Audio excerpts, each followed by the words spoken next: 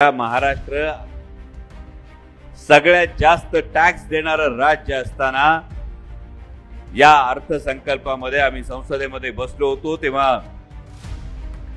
जसं महाराजांना 5व्या रांगेत उभं केलं होतं ना, तसं यावेळी अर्थसंकल्पात सुद्धा पहिल्या रांगेत बिहार होता, नंतर आंध्र प्रदेश होता आणि महाराष्ट्राला अर्थसंकल्पात जागा नसताना सुद्धा महायुतीचे जे 17 खासदार निवडून गेले ना, एकूण या 3 पक्षाचे मिळून निवडून गेलेले 17 खासदार बाक वाजवीत होते आणि भारतीय जनता पक्षाचे नेते महाराष्ट्रात प्रेस कॉन्फरन्स करत होते की महाराष्ट्राला या अर्थसंकल्पात कसं भरभरून दिलंय।